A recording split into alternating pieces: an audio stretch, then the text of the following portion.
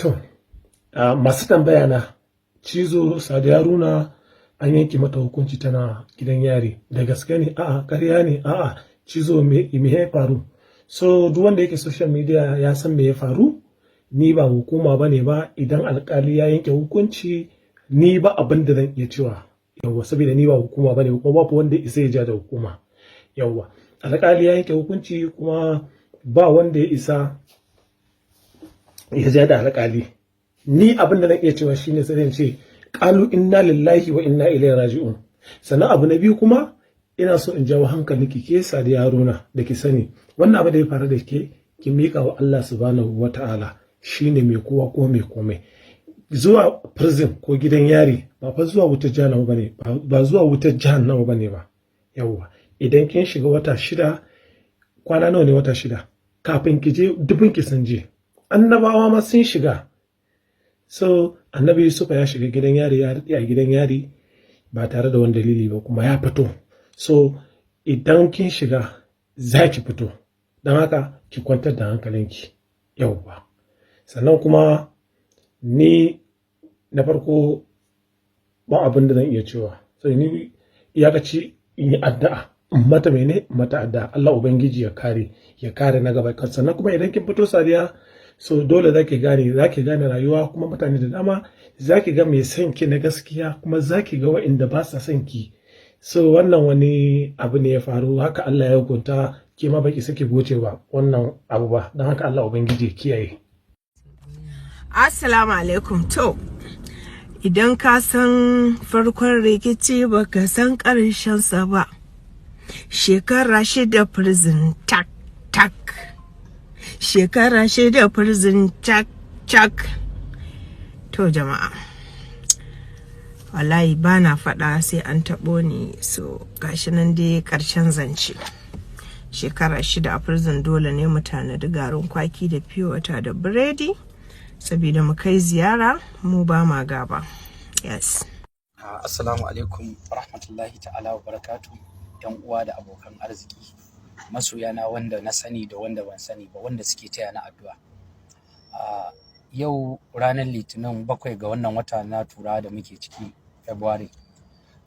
Shari'ata da wannan yarinyar da ta shiga social media yau shekara 2 da wata 3 da 'yan kwanaki ta shiga cimin mutunci, ta yi min kasafi. Alhamdulillah, yau muna kotu da ita shekara 2 da 'yan watanni da wata 3 da kwanaki. Yau kotu ta yi hukunci, ta wanke ni, ta kama ta da laifi, ta amsa laifinta. Alhamdulillah ala kulli halin, kotu ta ɗaure ta wata 6 ba tara. Ne wa Allah godiya, wannan Allah ne ya min hukunci, Allah ne ya min sakayya. Amma kullum ina gaya masa, in har an zalunce ni Allah ka bi min hakina. To alhamdulillah ala kulli halin, yau Allah ya tabbatar min da nasarata, yau Allah ya tabbatar da wanki na a duniya.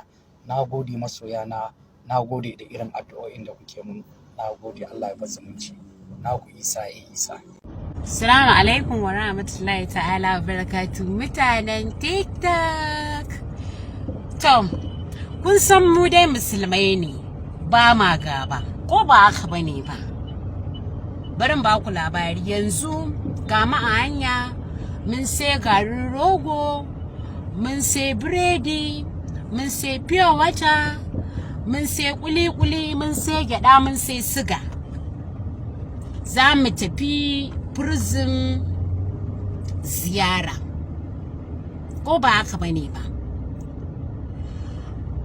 Jiya kwana akai akan life ana zagin mu. Allah kuma shi ba azzalimin bawansa bane, duk abin da kai hakuri akai, Allah kana zaune sai ya saka maka, kana zaune sai ya saka maka. Kwana aka yi kaza. To ke da kika zauna ta shigo life ɗinki kuka rinka zagin mu, yanzu sai ke ki je ki taimaka mata.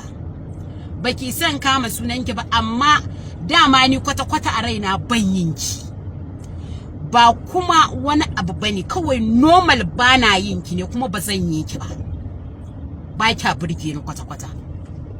So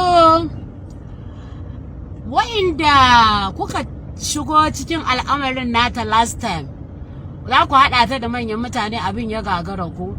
To to aike kanki da kika shigo din zaki taimaka mata, aike kanki tima makamashin ce ta taimaka miki last time, ko an gaya miki ban sani bane. Kin bani mamaki kuma kin ban kunya, kuma na san kin san da ke nake. Kin san ni ai bana kwaina sai da zakara, kuma bana boye magana, kin sani. Yanzu to gashi nan ta tafi, me abin da zaki iya yi? Gara mamu mun sai biredi, mun sai kuli-kuli, mun sai fiye wata, za mu tafi mu je mu kai shi prison. Ƙarshen ta Ha'ila ta fito ma ta baki yanki ba, in dai ba munafincin ki bane ya kai ki, na san ki akwai munafinci, na sani.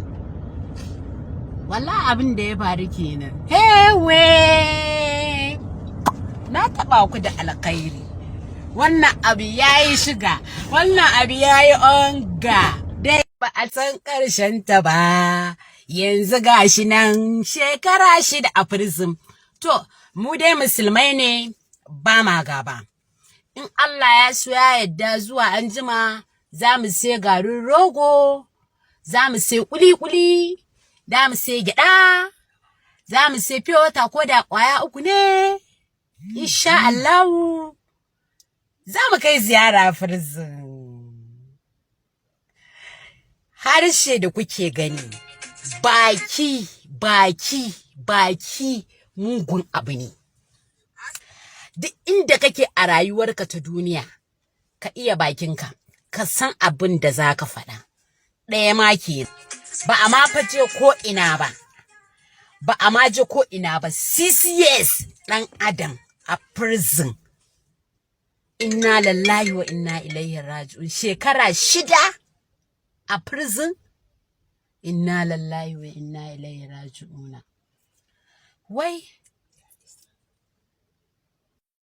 akwai mazan da suke fama da matsaloli kala-kala daban-daban, amma kunya ba zai bar su zo asibiti ko su zo Islamic chemist kaman gurin mu ba.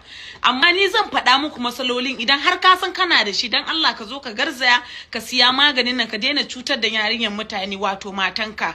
Akwai maza masu basir, masu sanyi, masu infection, masu fama da kankancewan gaba, wani ma abin nashin ma bai tashiwa kwata-kwata.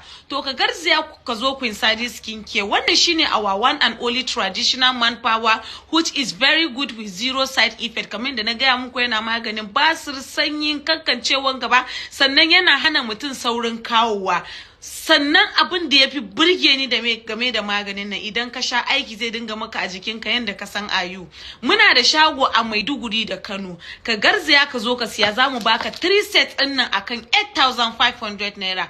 Kada ka manta, ka zo Maiduguri ko Kano ko kai chatting din mu.